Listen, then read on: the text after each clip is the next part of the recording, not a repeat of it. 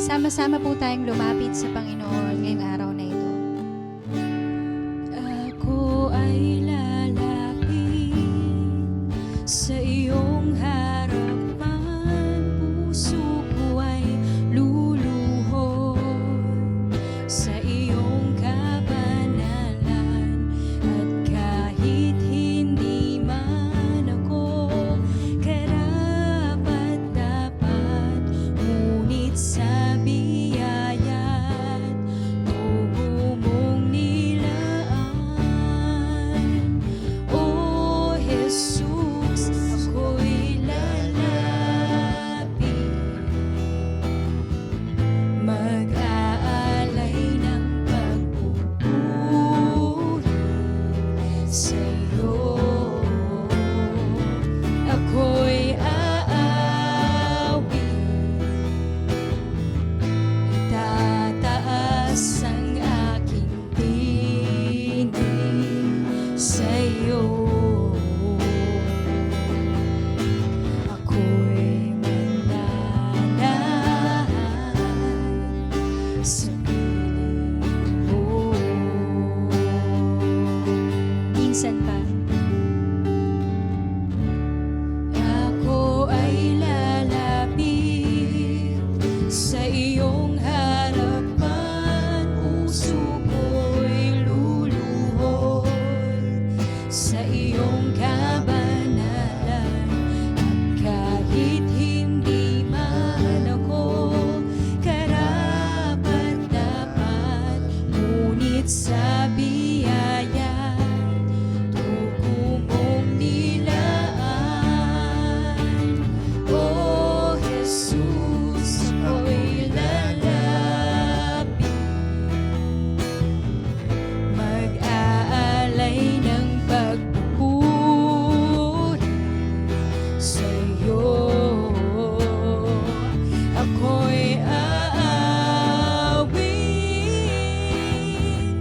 itataas ang aking tinig sa iyo. Ako'y mananahan, ako'y lalapit, mag-aalay ng pagpupuri sa iyo. Ako'y aawit, itataas ang aking tinig sa iyo. Ako'y mananahan,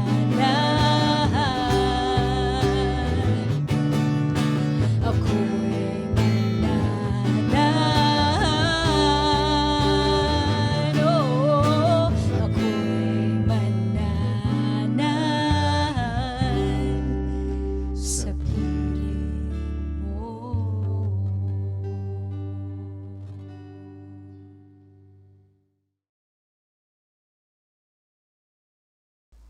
Ama naming Diyos na makapangyarihan sa lahat, patuloy ka naming pinupuri, pinasasalamatan sa pagkakataong ito, Panginoon, na makapagbigay kami ng aming mga pinakamataas na pagsamba sa iyo.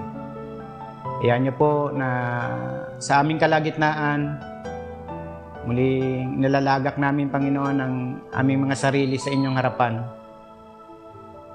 Hinihingi po namin ang muli mong pagpapatawad sa aming mga buhay.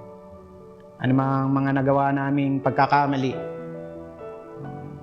hindi nakalulugod sa iyo, O God.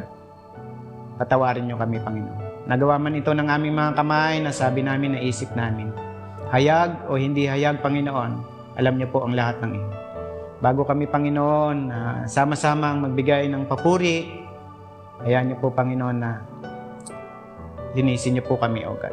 Salamat sa patuloy mong pagkilos, pagsama sa buhay ng bawat isa sa amin, na ngayon ay magbibigay ng papuri, parangal sa dakila mong pangalan. Sa mga naabot ng tinig na ito, O God, patuloy na i-bless mo ang buhay ng bawat isa sa amin. Patuloy na maparangalan, Panginoon, sa aming kalagitnaan ng iyong buhay. Salamat, O God, sa double portion o triple portion of anointing, Panginoon, sa buhay ng mga gagampan, Panginoon, ng gawain mo sa mga oras na ito. Bless mo, Panginoon, maging ang iyong mga salita. Sanctify this, Panginoon. Salamat po na empowered mo, Panginoon, ang buhay ng bawat isa sa amin upang maging daluyan kami, Panginoon, ng iyong pagpapala sa mga nakapakikinig at nakapanunood ng gawain ito. Lord, salamat, Panginoon, sa kabutihan mo sa aming mga buhay. Salamat sa lahat ng aming gagawin. Kayo po ang maparangalan, Panginoon. Gagawin man po ito ng aming mga kamay, sasabihin namin, iisipin namin, Panginoon, ang iyong kadakilaan ay matangyag, Panginoon, sa aming kalagitnaan. Purihin ka, Panginoon, magpakailanman. In Jesus' name we pray. Amen. Amen. Amen.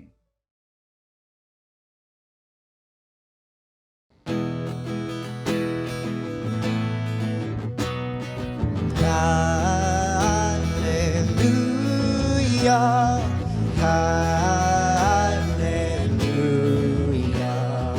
hallelujah, hallelujah.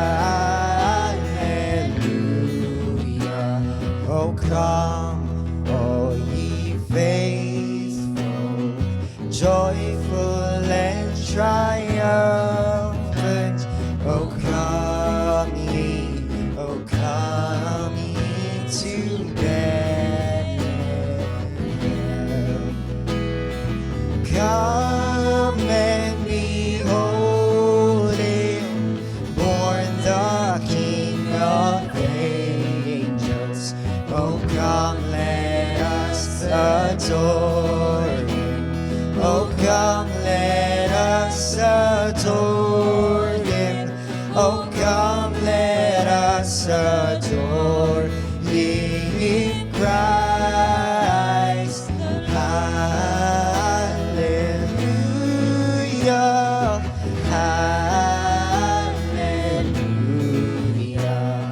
Sing, choirs of angels, sing in exaltation, sing all ye citizens of heaven above. Glory to God, glory in the highest. Oh, come, let us adore him. Oh, come, let us adore him. Oh, come, let us adore him, Christ.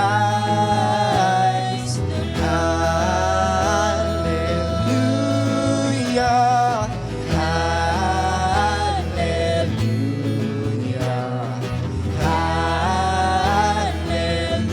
hallelujah, hallelujah. Yes, Lord, we greet thee, born this happy morning. Jesus, to thee be the glory given. Word of the Father, now in flesh appearing. Oh, come, let us adore him. Oh, come, let us adore him. Oh, come, let us adore him, Christ the Lord.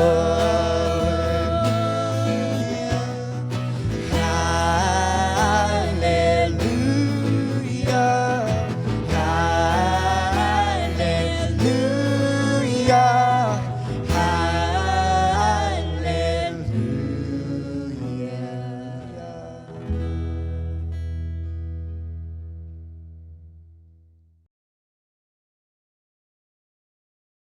Panginoon, maraming salamat po sa araw na ito for the opportunity to worship and praise your name.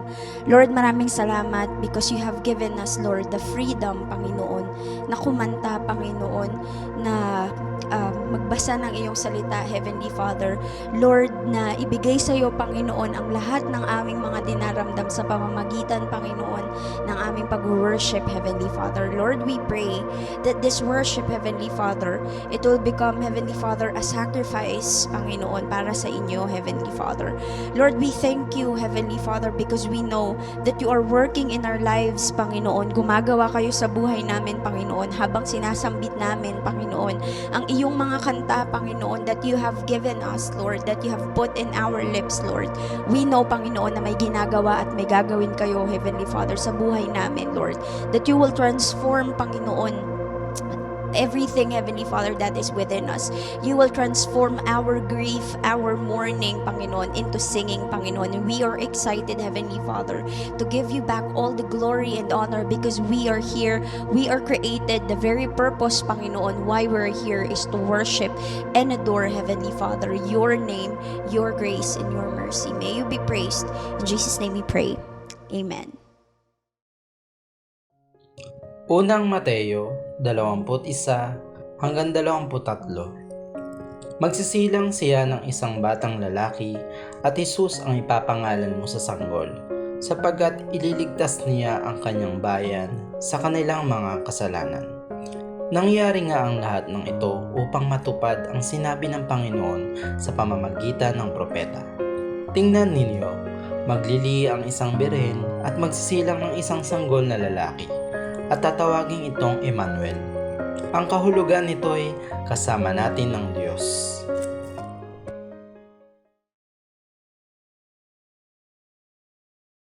Pagdiriwang, pagdiriwang, pagdiriwang. Yan po ang ating mga nararanasan po sa ngayon. Tatapos lang po ng Pasko.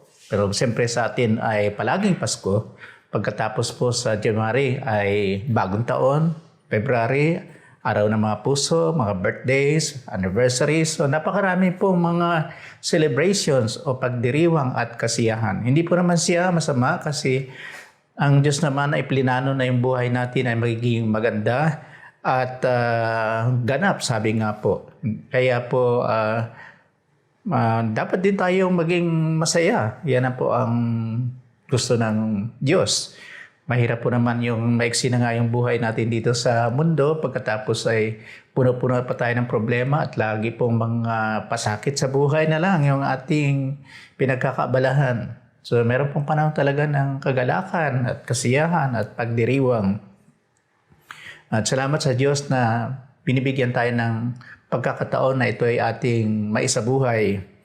Kaya ngayon pong pagtatapos natin ng taon at sa pagbubulay natin ng salita ng Diyos, gusto ko pong pag-aralan natin, pinanalangin ko po muli yung paano ba magdiriwang ang isang mananampalatayang Kristiyano na kasama ang Diyos. Yan po ang ating gustong sipatin din dahil yun ang ating tema na nagdiriwang tayo dahil kasama natin ang Diyos sa ating mga buhay. Una po ang pagdiriwang na kasama natin ng Diyos at dahil nga siya kasama natin, siya yung ating pinagdiriwang, nararapat lamang na una ay nakasentro po sa Kanya ang ating pagdiriwang. Ayon nga po sa awit 115 verse 1 na verse din ng pagdiriwang, sabi po ng sumulat, tanging sa iyo lamang, Yahweh, ang dakilang karangalan. Hindi namin maangkin pagkat ito'y iyo lamang. Walang kupas iyong pag-ibig, natatanging katapatan. So tunay po na lahat ng ating celebrations, pagdiriwang, kahit po yung ating kaarawan, at marami pa po ay dapat ang unang-unang itinataas natin at inaalay natin ito sa Diyos.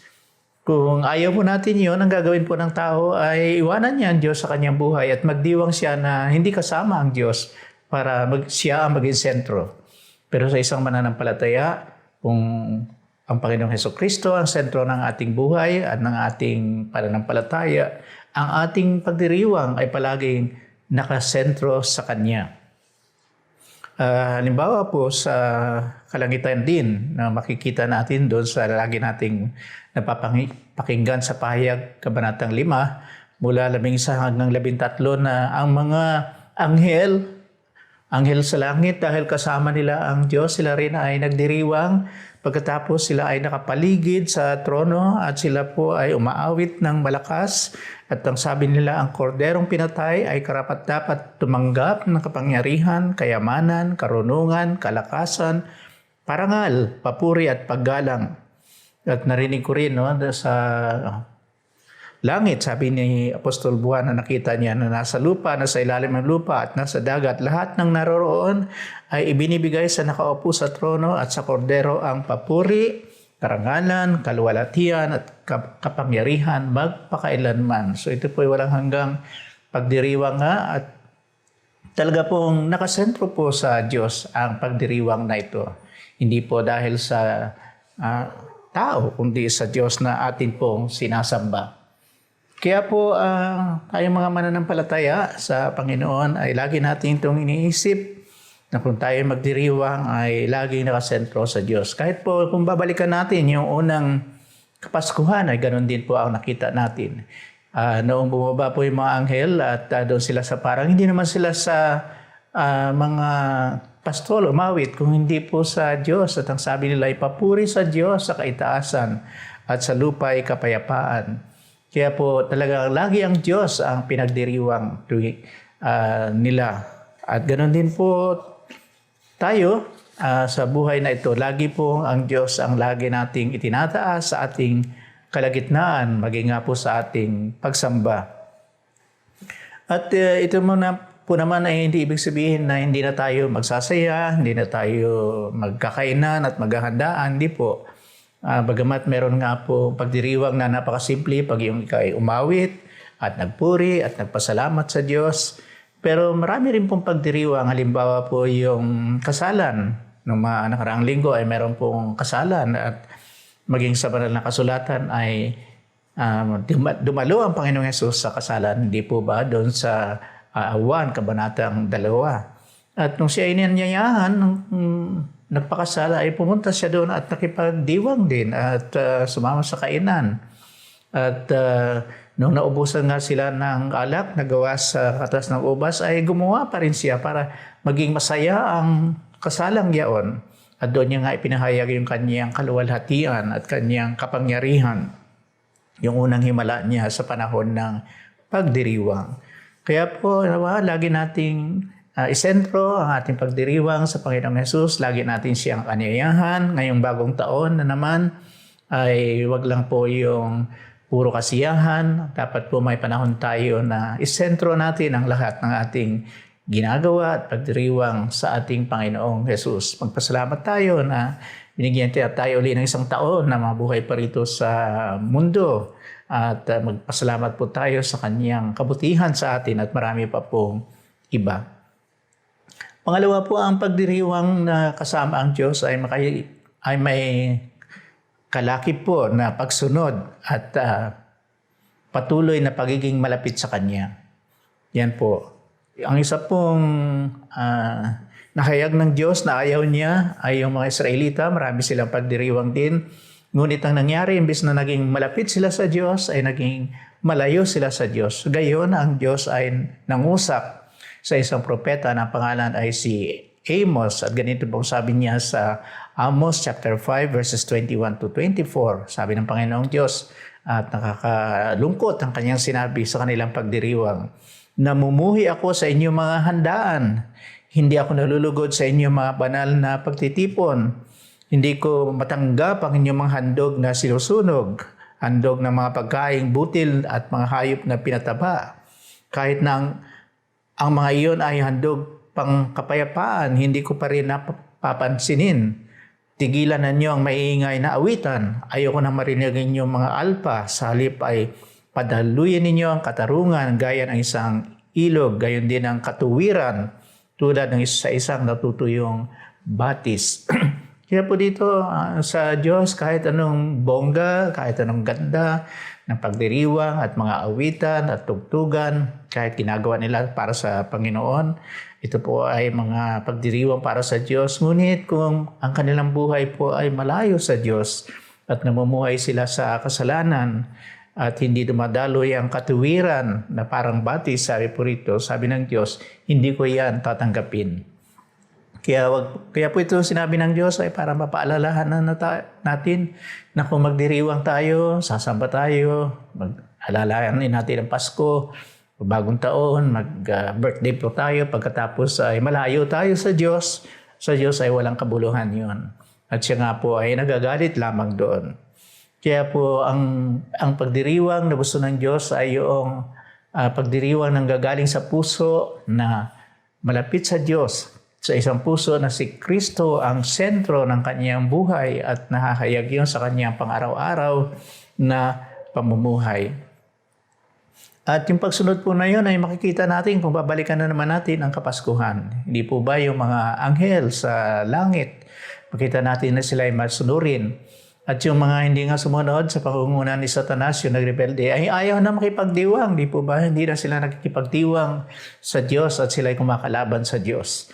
Kaya ganun po ang mangyayari kung ang isang tao malayo sa Diyos, hindi na siya makapagdiriwang, nakasama ang Diyos. Kung nagdiriwang man siya, ay kung minsan ang kasama niya ay yung kampo ng kadiliman, ang kanilang ginagawa ay hindi kaaya-aya sa Diyos, nandoon ang paglalasingan, nandoon ang mga malaswang pamumuhay at gawain, dahil nga hindi nila kasama ang Diyos sa kanilang pagdiriwang at hindi sila malapit sa Diyos. Kaya maging po yung mga unang tauhan sa Pasko ay talaga pong kita natin yung pagiging masunurin nila sa Diyos. Halimbawa nga po si Jose na naka-engage na kay Maria, di po ba? Kaya ang una niyang plano ay magpapakasal na sila ni Maria, engaged to be married na nga po sila. Kaya nga lang po nabalitaan ayon sa kasaysayan na si Maria ay nagdadalang tao. Hindi pa naman niya alam noon na ito ay sa pamagitan ng paglukob ng banal na espiritu. Kaya dahil si Jose ay mabait, mabuting tao, ay inisip niya po na hiwalayan ng tahimik si Maria para po siguro si Maria magpakasal na lang doon sa kung sino man yung lalaki na nakasama niya po. Ganun po. Kaya lang po so yun ang kanyang pangalawang plano. Una, magpakasal, tapos nung hindi naman, nakita niya hindi po pwede, sabi niya, hiwalayan na lang niya. Pero po noong siya po ay kinausap ng Panginoong Diyos sa pamagitan ng anghel, di po ba? Siya ay nanaginip. At dahil po doon, sabi niya, huwag kang matakot na pakasalan si Maria bilang iyong asawa. Siya naglilihis sa pamagitan ng kapangyarihan ng banal na espiritu. So ang sinunod niya po yung plano ng Diyos, hindi yung kanyang mga plano sa buhay. Siya po ay mapagpasakop sa kalooban ng Diyos. So dapat po ay ganun din tayo. Maging po si Maria, di po ba? So ang lahat po ng babae na kinakasal ay talaga pong pinaghahandaan nila yon. Ngunit dumating nga yung anghel at sabi, ikaw ay magdadalang tao. Sabi niya, paano mangyayari yon? Ako ay birhen. Sinabi niya, lulukuban ka nga ng banal na espiritu. At ito po ay talagang mahirap paniwalaan ng maraming mga tao. Di po ba? Pwede siyang, sabi nga, pag engaged to be married ka na, tapos ikaw ay nagdalang tao, pwede kang mabato. So lahat yun ay mabato at patayin dahil po sa pangangalun niya at pagtataksil. Yun po ang kautusan sa batas ng Hudyo at sa banal na kasulatan. Ngunit isinangtabi niya yun po dahil sa pagsunod niya sa Diyos at sinabi niya, ako'y alipin ng Panginoon. Mangyari nawa sa akin ang iyong sinabi. Kaya po sila nga po ay sumunod sa Diyos. Kaya po ang tunay na pagdiriwang po ay may kasamang pagsunod sa Diyos. Maging po yung mga pastol, di po dun sa parang. Tapos ay iniwan nila pansamantala yung kanilang mga hanapuhay, yung pag-aalaga ng tupa para tingnan ng Panginoong Hesus at makita nila sila'y nagpuri sa Diyos at pinaparangalan nila ang Panginoong Diyos. Ganon din po yung mga pantas, di po ba? Naging masunurin sila at sila ay naglakbay ng matagal bago po nila nakita ang Panginoong Hesus at sinamba niya sila. At yun po ay makikita rin natin na ang sentro ng kanilang pagdiriwang ay ang Panginoong Hesus. Nung nagalak silang nakita ang Panginoon, hindi naman yung sila ang pinakilala, hindi nga natin alam kung ano mga pangalan nila. Ang nakikita natin doon sila ay nagpakumbaba at sumamba sa ating Panginoong Diyos. Kaya po yung pagbabago at pagiging malapit sa Diyos ay isa pong bunga ng pagdiriwang nakasama natin ang Diyos. Kahit na po maraming ulit na nating ipagdiwang ang Paskuhan. Ngunit kung hindi nagbabago ang ating buhay, kung hindi pa natin natanggap ang Panginoong Hesus bilang Panginoon natin, tagapagligtas, kung hindi nagiging daan ito na pagiging malapit sa Diyos, ay baliwala po yung ating mga pagdiriwang na ito. Ngunit salamat po nawa sa paglipas pa ng mga panahon, nawa ay mangyari habang tayo ay pinagdiriwang natin yung ating kaarawan, ay lalo tayo nagiging malapit sa Diyos. Huwag nawa mangyari na kung kailan pa tayo nagkakaedad, saka tayo nalalayo sa Panginoon, di po ba? So lahat ng ating pagdiriwang ay isentro natin sa Panginoon, basta mabuti po. At pagkatapos, wag lang yung mga pagdiriwang na hindi ayon sa kalooban ng Diyos. Halimbawa po, yung Halloween, hindi po yung kalooban ng Diyos kasi mga pinagdiriwang dyan ay alam na po natin, sila Dracula at saka yung mga zombies. Kaya hindi tayo nakikibahagi doon sa mga ganong pagdiriwang o mga kasiyahan na kamundukan ay hindi natin ginagawa. Kaya po nawa ang mga pagdiriwang natin sa darating na 2022, kung loloobin ng Diyos, ay maging daan pa ng ating pagiging malapit sa Diyos. At panghuli po at pangatlo, ang pagdiriwang po ay nangangahulugan din na dapat ibalita natin yung mga pinagdiriwang natin sa ibang tao para makipagdiwang din sila sa atin. Halimbawa po nga yung Kapaskuhan, di po ba? Kahit na hindi Pasko, ibalita natin sa tao na dumating ang Panginoong Hesus para iligtas ang sangkatauhan. So magkagayon ay magpupuri sila sa Panginoon. At gaya ng mga pastol, di po ba, na sila ibinalita nila ang mabuting balita ng anghel na kanilang narinig at pinagsabi nila. At hanggang ngayon po ay patuloy nating pinangangaral ang mabuting balita tungkol sa Panginoong Hesus upang marami pang mga tao na magdiwang nakasama ang Diyos. Sa panghuli po, makikita natin ang Diyos din makikipagdiwang sa atin. Meron po napakagandang talata sa Zephaniah chapter 3, 16-18. Di natin masyadong alam yan, pero ganito po ang pagkakasabi. Sa araw na iyon ay sasabihin sa Jerusalem, huwag kang matakot, Sion. Huwag kang panghinaan ng loob. Nasa piling mo si Yahweh na iyong Diyos at ang kanyang kapangyarihan ang magbibigay sa iyo ng tagumpay. Siya ay magagalak sa iyo at ang pag-ibig niya ay magbibigay sa iyo ng bagong buhay. Sabi po rito, masayang aawit ang Diyos sa laki ng, pong sabi rito, ito po isang talata nagsabi ng Diyos ay talagang gusto niya aawitan. At sabi po rito, siya ay makikipagsaya at aawit ng may kagalakan gaya ng pagdiriwang ng isang kapistahan. Ililigtas ka sa iyong kapahamakan upang huwag mong maranasan ang kahihiyan. Yan po ay nasa Zephaniah chapter 3 verse 16-18. 3:16 din po. At napakaganda po, no? Bagamat ito ay isinulat para sa Israel, ngunit tayo ay bayan din ng Diyos at ang sumulat ay ang Diyos na ating kasama na nakikipagdiwang sa atin. Kaya po sa lahat ng ating tagumpay, sa lahat ng plano ng Diyos na magiging mabuti, dito po sa binasa natin, ay maraming pinagdaanan ng Israel na mga kahirapan sa buhay, mga problema sa buhay, mga kapighatian na kanilang naranasan. Ngunit dumating araw na inalis lahat yun ng Diyos at pinalitan niya ito ng pagdiriwang at kasama po siya doon. Kaya po, sa ngayon po, itong ating tinatanaw, nawa po ay punuin ng Diyos ang ating buhay ng marami pang mga celebrations. At maging po kung minsan yung mahirap tanggapin, ay meron din pong pagdiriwang pwede tayong maranasan. Halimbawa ngayon po ay dumaan yung bagyo, napakalakas, nasira po ang maraming mga tahanan doon sa banda pong Visayas, bahagi po ng Mindanao. Ngunit meron pong sumulat, sabi niya, nagpapasalamat pa rin siya sa Diyos dahil siya ay iniligtas at may buhay. At higit sa lahat, kahit mawala ang lahat ng kanyang ari-arian, mga bahay dito, ang kanyang bahay dito sa lupa, sabi niya, meron pa rin akong tahanan sa kaharian ng Diyos. Kaya hindi tayo mawawalan ng pagdiriwang kahit po sa panahon ng kapighatian at mga problema natin. So ano man po ang inyong pinagdadaanan sa ngayon, nawa po palitan ng Diyos ng kaaliwan ang inyong mga puso. Kung may mga problema tayo, palitan niya ng kagaanan at yung mga dumadaan na mga celebrations sa buhay po natin ay atin po itong ipagdiwang sapagkat ito ay kalooban ng Diyos dahil kasama natin siya. Muli mga kapatid, ang pagpapala ng Diyos ay sumating lahat and more celebrations to come sa pangalan ng ating Panginoong Yesus.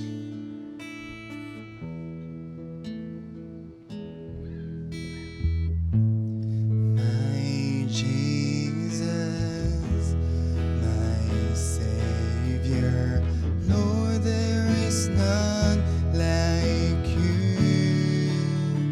All of my days, I want to praise the wonders of your mighty love.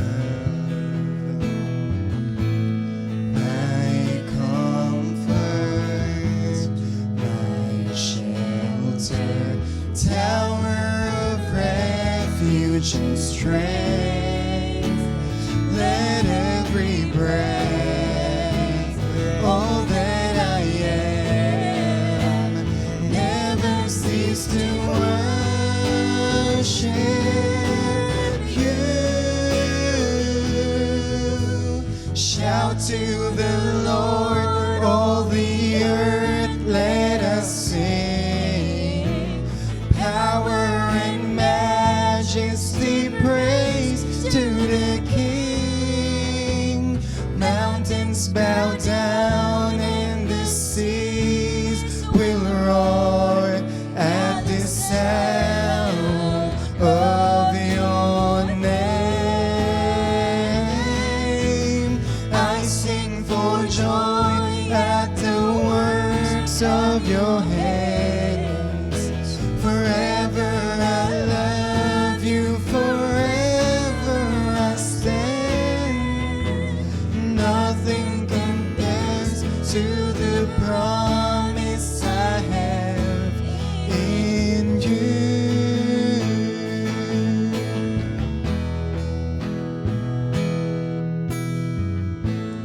My Jesus, my Savior, Lord, there is none like you. All of my days, I want to praise the wonders of your mighty love. My comfort, my shelter, tower of refuge and strength.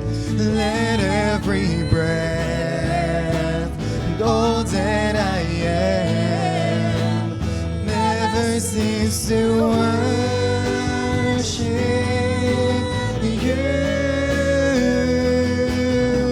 Shout to the Lord, all the earth, let us sing.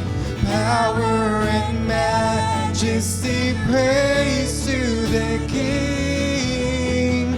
Mountains bow down and the seas will roar at the sound of your name. I sing for joy at the work of your hands. Forever I love you, forever I stand. Nothing compares to the promise I have.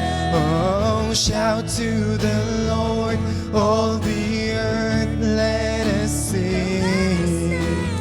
Power and majesty, praise to the King. Mountains bow down and the seas will roar at the sound of your name. And I sing for joy at the works of your hands. Forever I love you, forever I stand. Nothing compares to the promise I have. Nothing compares to the promise I have. No, nothing compares to this promise I have in you.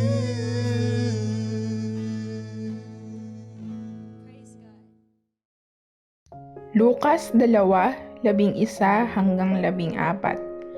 Isinilang sa inyo ngayon sa bayan ni David ang tagapagligtas, ang Kristong Panginoon.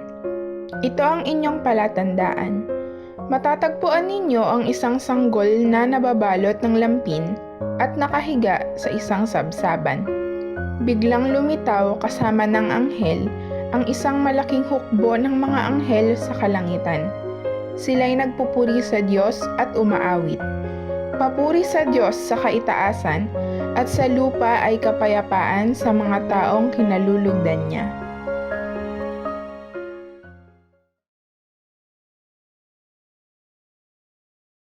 Sige po, samahan po ninyo ako sa isang panalangin. Kami, O Diyos, ay nagpupuri, nagpapasalamat sa iyo dahil ikaw yung Panginoong Diyos na aming pinaglilingkuran ng aming buong buhay. Kaya kami, O Diyos, nagpapasalamat dahil ikaw yung Panginoon na nanaog, Panginoon, sa mundong ito upang ang bawat isa ay katagpuin upang magkaroon kami, Panginoon, ng kaligtasan, buhay na walang hanggan. Salamat po, O Diyos, sa iyong kadakilaan sapagkat sa panahong ito, ang mga anak mo ay nagdiriwang, Panginoon, ng iyong kaarawan. Kaya, O Diyos, maraming pong salamat dahil walang ibang isinilang sa sabsaban kundi ang aming Panginoong Hesus na siyang nagligtas, nagdulot sa amin ng kaligtasan. Kaya, O Diyos, maraming pong salamat sa kabutihan mo sa bawat mga anak mo, hindi lamang, Panginoon, dito sa Blessed in Christ Church, Panginoon, kundi sa buong mundo, na lahat, Panginoon, ng mga anak mo ay nagkakaisa sa pagdiriwang. Kaya, O Diyos, ang mundo ngayon ay nagsasaya, Panginoon.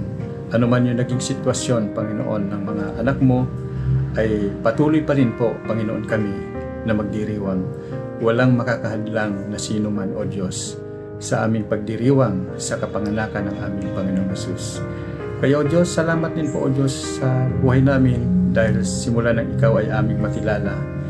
Naroon po, Panginoon, ang pagiging malapit mo sa amin at gayon din po kami, Panginoon, ay nagiging malapit sa iyo.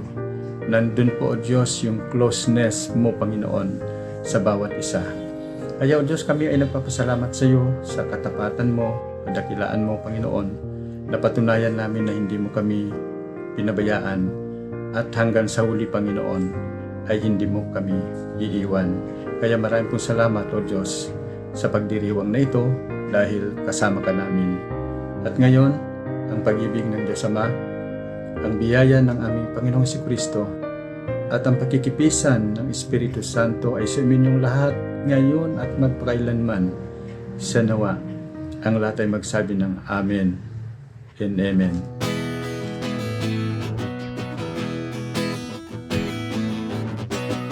Celebrate, Jesus, celebrate. Celebrate, Jesus, celebrate. Celebrate, Jesus, celebrate. Celebrate, Jesus, celebrate. He is risen, He is risen, and He lives forevermore. He is risen, He is risen. Come on, celebrate the resurrection of our Lord. Celebrate, Jesus, Jesus, celebrate. Celebrate, Jesus, celebrate. Celebrate, Jesus, celebrate. Celebrate, Jesus, celebrate. He is risen, He is risen, and He lives forevermore. He is risen, He is risen. Come on, celebrate the resurrection of our Lord. He is risen, He is risen, and He lives forevermore. He is risen, He is risen. Come on, celebrate. Come on, celebrate. Come on, celebrate. Come on, celebrate the resurrection of our Lord.